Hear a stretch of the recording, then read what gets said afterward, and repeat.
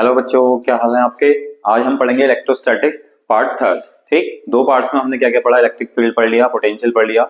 उसके बाद हमारे पास क्या है, चार्जेस सारे पढ़ लिए थे, गॉस लॉ के सारे लॉस पढ़ लिए थे, ग्राफ्स पढ़ लिए थे, पोटेंशियल के फॉर्मुलेस देख लिए। अब हम देखेंगे इसमें लास्ट पार्ट बचा हमारा कैपेसिटर का।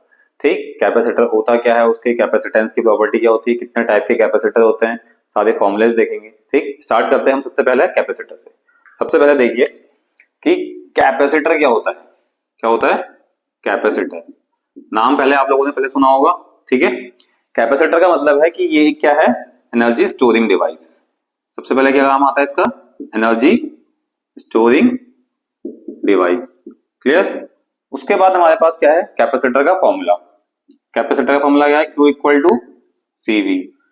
चार्ज का ये Q क्या हो गया, charge, C capacitance, V potential. ठीक है, अब इसके बाद हमारे पास क्या आया कि जब इसके अंदर चार्ज स्टोर होगा तो इसका मतलब कुछ एनर्जी का इसका फॉर्मूला होगा। तो एनर्जी का फॉर्मूला क्या होता है, क्या होता है बताओ, हाफ CV स्क्वायर। दूसरा क्या होता है, Q स्क्वायर अपॉन 2C। तीसरा फॉर्मूला क्या होता है, हाफ QV। क्लियर। तो ये थे हमारे पास एनर्जी के फॉर्मूले। ऐसा यूनिट क्या होती है इसकी, बताओ, फैराड। ठीक, जिसे हम F से डिनोट करते हैं। इतना समझ में आ गया। अब वो पूछेगा एग्जाम में कि टाइप्स ऑफ कैपेसिटर कौन कौन से हैं। क्या पूछेगा, टाइप्स ऑफ कैपेसिटर। ठीक है बेटा, टाइप्स ऑफ कैपेसिटर में सबसे पहला जो हमारा एनसीईआरटी में वो क्या है, पैरेलल प्लेट कैपेसिटर। क्या है, पैरेलल प्लेट कैपेसिटर। जब ये पैरेलल प्लेट कैपेसिटर पूछेगा तो उसके अंदर क्या होता है, हमारे पास दो पैरेलल प्लेट होती है, इसमें एक पे पॉजिटिव चार्ज और एक में नेगेटिव चार्ज स्टोर्ड रहता है। ठीक, इसके कैपेसिटेंस का फॉर्मूला क्या होता है, C equal to epsilon naught A by D. D क्या होगा, दोनों के बीच प्लेट्स के बीच के separation, A area, epsilon naught आपको बताइए permittivity of free space. Clear. ठीक, अब इसके बाद आया दूसरा हमारा टाइप। सेकंड टाइप कौन सा होता है, स्फेरिकल, स्फेरिकल कंडक्टर। ठीक है, स्फेरिकल कंडक्टर का फॉर्मूला क्या होता है कैपेसिटेंस का, 4 pi epsilon not upon 1 by R1 minus 1 by R2। अगर हमारे पास स्फेरिकल कंडक्टर का कोई क्वेश्चन आता है, जनरली क्वेश्चन हमारा जो बनता है वो पैरेलल प्लेट कैपेसिटर से। ठीक, अभी क्वेश्चन करेंगे उसके बाद दिखाएंगे वो कौन कौन से। ठीक है, तीसरा पार्ट है हमारे पास सिलेंड्रिकल। क्या है, सिलेंड्रिकल, सिलेंड्रिकल कैपेसिटर, या इसमें भी यहां पे भी क्या कर दो, कैपेसिटर कर दो, स्फेरिकल कैपेसिटर, कैपेसिटर कर दो। ठीक, सिलेंड्रिकल कैपेसिटर का फॉर्मूला क्या होता है, 2 pi epsilon not L ln R2 by R1। ये क्या था हमारे पास, तीन टाइप के कैपेसिटर के फॉर्मूले। अगला क्या है हमारे पास कि आप इस कौन सा देखते हैं हम, पैरेलल प्लेट कैपेसिटर। इसके बारे में ज्यादा जानते हैं क्योंकि सबसे ज्यादा मैक्सिमम क्वेश्चन किससे बन के आता है, पैरेलल प्लेट कैपेसिटर का। इतना समझ में आ गया। ठीक, अब पैरेलल प्लेट कैपेसिटर के अंदर हमारे पास क्या क्या है, फॉर एग्जांपल मान लो हमारे पास क्या है, एक पॉजिटिव चार्ज और एक नेगेटिव चार्ज का, पॉजिटिव Q और नेगेटिव Q है। अब इसमें इलेक्ट्रिक फील्ड कहां पे बनेगी, इलेक्ट्रिक फील्ड की डायरेक्शन क्या रहेगी, E प्लस की इधर को, नेगेटिव वाले के लिए भी E नेगेटिव। तो E टोटल कितना आएगा, E plus plus E minus. ठीक, अब लेकिन कंडीशन ये आती है कि हमारा एक प्लेट से इलेक्ट्रिक फील्ड कितना आता है, तो एक प्लेट से इलेक्ट्रिक फील्ड आना कितना होता है, sigma upon 2 epsilon not. E minus कितना होगा, सिग्मा अपॉन 2 एप्सिलॉन नॉट। दोनों को ऐड कर देंगे कितना आ जाएगा, sigma upon 2 epsilon not plus sigma upon 2 epsilon not कितना हो जाएगा, सिग्मा अपॉन एप्सिलॉन नॉट। तो ये कितना हो जाएगा, E टोटल। ऐसे ही अब हम देखेंगे इस पैरेलल प्लेट कैपेसिटर के अंदर फोर्स। क्या देखेंगे, फोर्स देखेंगे। तो फोर्स का फॉर्मूला क्या होता है बताओ, F equal to Q E. अब फोर्स फर्स्ट प्लेट से देखते हैं हम, मान लो फर्स्ट प्लेट का देखते हैं कि कितना आएगा, F इक्वल टू क्यू ले लिया, E की वैल्यू कितनी है, Q अपॉन 2 एप्सिलॉन नॉट। ठीक, एक प्लेट से इतनी आ रही थी हमारी। ठीक है, Q इसलिए लेंगे, देखो अभी सिग्मा का एक फॉर्मूला देखते हैं हम। अगर क्या लेंगे, एक प्लेट से सिग्मा अपॉन 2 एप्सिलॉन नॉट ले लो, मान लो हम लोग कहते हैं कि सिग्मा अपॉन 2 एप्सिलॉन नॉट। अब हम कहते हैं Q यहाँ पे Q by 2 epsilon naught A, कितना बन जाएगा force, Q square 2 epsilon naught A, ये बन जाएगा फोर्स। कंडीशन क्या है कि sigma equal to charge per unit area. Surface charge density हमने पढ़ी थी, तो सरफेस चार्ज डेंसिटी में क्या होता है, force equal to Q square upon 2 epsilon naught ए।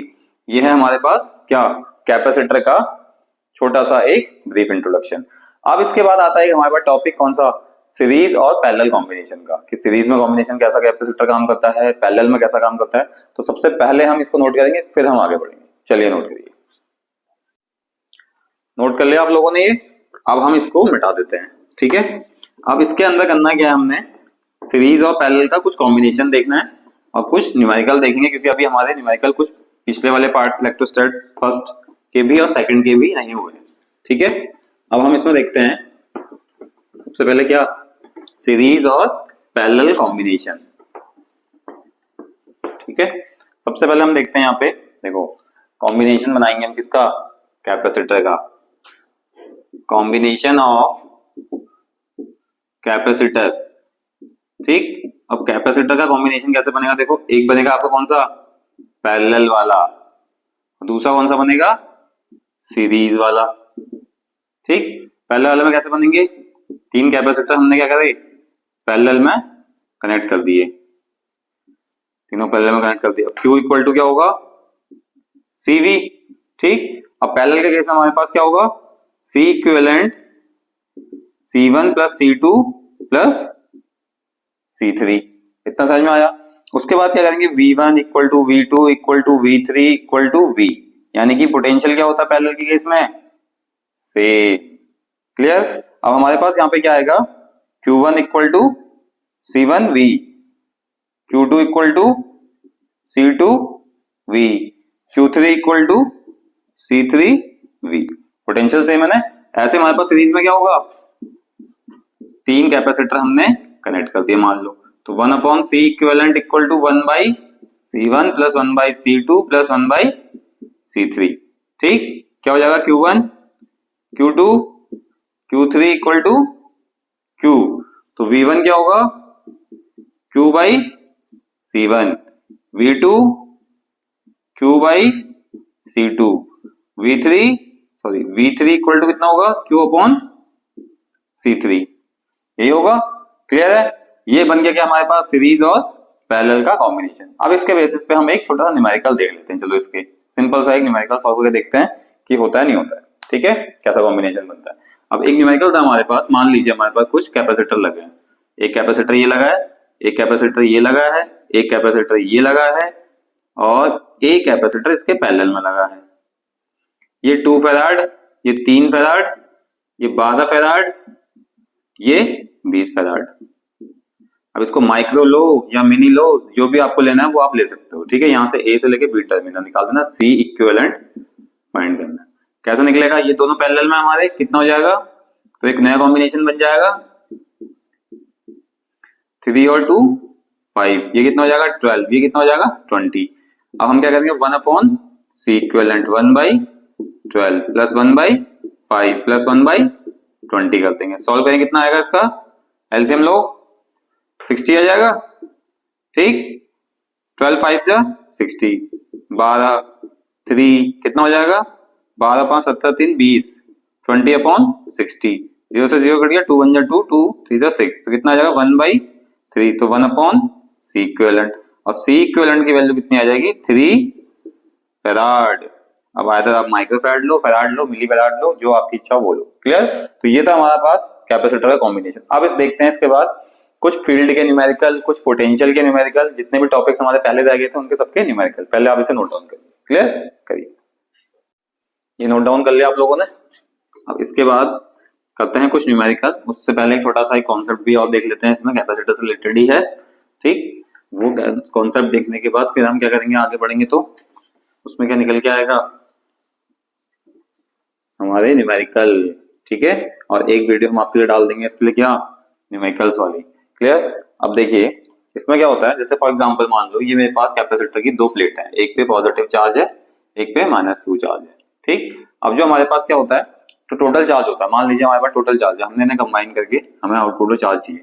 दोनों चार्ज में क्या होता है, Q1 plus Q2 divided by 2, और इधर भी Q1 plus Q2 divided by 2, यानी कि यहाँ पे अगर मान लो Q1 Q2 चार्ज है, लो मान लिया हमने Q1 Q2 चार्ज है हमारे पास, ठीक है, तो हमारे पास चार्ज कितना हो जाएगा, डिवाइड हो जाएगा, ठीक। फॉर एग्जांपल मान लो कैपेसिटेंस कहते हैं, ठीक है, आपको चार्ज के लिए, ठीक। अब मान लीजिए हमारे पास एक छोटा सा एग्जांपल देते हैं हम, 5 गुलाम यहाँ पे है, 7 गुलाम यहाँ पे है, कितना हो गया टोटल, 12 गुलाम हो गया, कितना हो गया 5 + 7 अपॉन 2, कितना हो गया 12 अपॉन 2, कितना 6। तो ये प्लेट्स में डिवाइड कैसे होगा, ये रही हमारी प्लेट्स, तो यहाँ पे क्या होगा 6 गुलाम बाहर और 6 गुलाम यहाँ बाहर। अब यहाँ पे क्या था, पहले 5 गुलाम था, यहाँ पे क्या था 7 गुलाम था। अब अंदर कितने की जरूरत पड़ी हमें, -1 कम करेंगे तभी 5 आएगा, यहाँ से हम क्या करें +1 कम करें, तो इक्वल एंड अपोजिट चार्जेस हमारे क्या आ जाएंगे, अंदर आ जाएंगे, इक्वल एंड अपोजिट, ठीक है, आया समझ में ये कॉन्सेप्ट, ठीक। अब उसके बाद देखते हैं हम कुछ न्यूमेरिकल, ठीक, जो पुराने बच्चे थे हमारे पास। अब न्यूमेरिकल में हमारे पास क्या है, देखो ये कॉन्सेप्ट देख लिया, इस कॉन्सेप्ट के बाद हम करते हैं एक बढ़िया सा आप लोगों के लिए न्यूमेरिकल क्वेश्चन। मैं आपको बोर्ड पे समझाते जाता हूँ, आप लोग नोट करना चाहें नोट कर लीजिए, ठीक है। क्वेश्चन में कह रहा है कि sigma is the uniform surface charge density of a thin spherical shell. एक हमारे पास थिन स्फेरिकल शेल है, ठीक, ये सेंटर है उसका, ये r रेडियस है, ठीक है। सिग्मा उस पे क्या है, uniform surface charge density, uniform surface charge density, ठीक हो गया, clear. Electric field at any point on the surface of the, इसके किसी भी पॉइंट पे, इस पॉइंट पे क्या निकालनी है हमने, इलेक्ट्रिक फील्ड। और स्फेरिकल शेल के इलेक्ट्रिक फील्ड का फॉर्मूला क्या होता है, E = kq/r²। k की वैल्यू क्या होती है 1/4πε0 q/r²। अब हम इसको चेंज करते हैं, देखो 1/4πr² इंटू q/ε0 हो गया। अब 4πr² का मतलब क्या हो गया, q/a इंटू ε0। अब चार्ज पर यूनिट एरिया क्या होता है बच्चों बताओ, सिग्मा होता है नहीं होता है, तो ये कितना हो जाएगा सिग्मा अपॉन ε0। तो in terms of sigma electric field will be on the spherical shell is sigma upon ε0। समझ में आ गया कि स्फेरिकल शेल पे अगर किसी बाहर पॉइंट पे हमें इलेक्ट्रिक फील्ड निकालनी होगी और वो भी सरफेस चार्ज डेंसिटी के टर्म्स में, तो क्या होगा E = sigma upon ε0, clear. Charge के टर्म्स में निकालनी होगी तो E = kq/r², ठीक। अब हम यहीं पे दूसरा न्यूमेरिकल देखते हैं। दूसरा न्यूमेरिकल क्या कहता है हमारा, दूसरा न्यूमेरिकल कहता है कि अगर हमारे पास दो इक्वली चार्जेस हैं, ठीक है, 2 इक्वल चार्जेस, एक चार्ज ये है एक चार्ज ये है, ठीक, सबको दिख रहा होगा। उसके बाद हमारे पास क्या है कि एट अ डिस्टेंस 2a, इस पूरे की डिस्टेंस कितनी है 2a, उसके बाद बीच में कहीं पे एक -2q चार्ज रख दिया, ठीक है। अब -2 की चार्ज में ये पॉजिटिव है और ये भी पॉजिटिव है। अब वो कह रहा है कि अगर मान लो मैंने इसे A मान लिया इसे B मान लिया, तो हमें क्या करना है पोटेंशियल एनर्जी निकाल देनी है। क्या निकाल देनी है, नेट पोटेंशियल एनर्जी, यानी कि टोटल पोटेंशियल एनर्जी हमें कैलकुलेट करनी है। तो हम क्या करेंगे पहले A से B के साथ, फिर A से इस चार्ज के साथ और इस चार्ज का B के साथ, ठीक है। तो पोटेंशियल एनर्जी टोटल कितनी आएगी, सबसे पहले A का इस चार्ज के साथ आएगा KQ -2q बाई ये कितना डिस्टेंस हो जाएगी A, और ये भी डिस्टेंस कितना हो जाएगा A, तो ये A हो जाएगा, प्लस इसका इसके साथ K -2q Q by A, plus इसका इसके साथ कितना आ जाएगा K Q Q by 2A, कितना आ जाएगा। अब इन दोनों को ऐड कर देंगे, -2kq² upon A -2kq² upon A plus kq² upon 2A, ठीक, कितना हो जाएगा -4kq² upon A plus kq² upon 2A आ जाएगा। अब बाहर देखते हैं हम क्या क्या कॉमन आ रहा है, ठीक है, क्लियर। बाहर क्या देखेंगे हम कॉमन क्या क्या आ रहा है, तो kq² बाई A बाहर आ जा रहा है, यहाँ कितना बन जा रहा है -4 प्लस 1/2, कितना हो जाएगा सॉल्व करके kq² बाई A, 4 2 जा -8 प्लस 1 अपॉन 2, कितना आ जाएगा -7k Q square upon 2a। अब अगर हम इसको एप्सिलॉन नॉट के टर्म्स में लिखना चाहेंगे तो क्या करेंगे, k की value 1 upon 4 pi epsilon not, sorry 4 pi epsilon not put कर देंगे। आया समझ में? तो ये था हमारे पास दो डिफरेंट चार्जेस के बीच में अगर हमने तीसरा चार्ज -2q रख दिया है तो नेट पोटेंशियल एनर्जी क्या निकलेगी सिस्टम की। Clear? Potential energy of the system, ये पूरा एक क्या है हमारे पास, सिस्टम बनेगा। क्या बनेगा? सिस्टम बनेगा। क्लियर? तो दो न्यूमेरिकल ये थे। अब इसके बाद क्या है, बाकी के हम कुछ न्यूमेरिकल्स बचे हमारे पास, वो न्यूमेरिकल और कुछ ग्राफ्स बचे हमारे पास, वो इलेक्ट्रोस्टैट के 4th लेक्चर में आपको देखने को मिलेंगे। क्लियर? तो आज के लिए इतना ही, फिर आगे हम नेक्स्ट लेक्चर में देखते हैं। क्लियर? Thank you.